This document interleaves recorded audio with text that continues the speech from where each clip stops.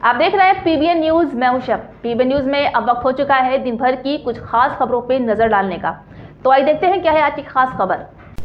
काबा का किस्वा पहले हर साल जुल्हिज्जा की 9 तारीख को बदला जाता था, जो कि हज के सबसे अहम अराफा से जुड़ा हुआ है। ये एक पुरानी रिवायत थी जिसे बरसों से निभाया जा रहा था, लेकिन 2022 में सऊदी अरब की सरकार की तरफ से एक शाही फैसले के तहत ये तारीख बदल दी गई है और अब किस्वा हर साल 1 मुहर्रम को बदला जाता है। जी हाँ, इस बदलाव की कई वजह बताई गई हैं। सबसे पहले वजह यह है कि हज के दौरान मक्का में लाखों ज़ायरीन होते हैं और उस वक्त किस्वा बदलना प्रशासनिक तौर पर चुनौतीपूर्ण होता है। इसलिए अब जब 1 मुहर्रम को किस्वा बदला जाता है तो ये एक शांत और व्यवस्थित माहौल में अदा किया जा सकता है। दूसरी अहम वजह यह है कि 1 मुहर्रम इस्लामी नए साल की शुरुआत है। इस दिन किस्वा बदलने का मतलब ये भी है कि नए साल की शुरुआत एक आध्यात्मिक और पाक नियत के साथ हो।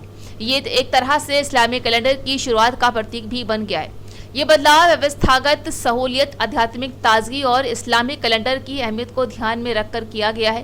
पहले की परंपरा हज से जुड़ी हुई थी, अब ये नई शुरुआत की नियत से जुड़ चुकी है। तो ये हर साल लाखों मुसलमान की नजरों का मरकज बनता है, जहां बैतुल्लाह यानी कि काबा शरीफ मक्का मुकर्रम की सरजमीन पर बसा ये मुकद्दस घर है। इस्लामी उम्मत के लिए सबसे पाक और एहतराम वाला मकाम माना जाता है। इस पाक मकाम पर चढ़ाया जाता एक खास काले कलर का पर्दा जिसे किस्वा कहा जाता है।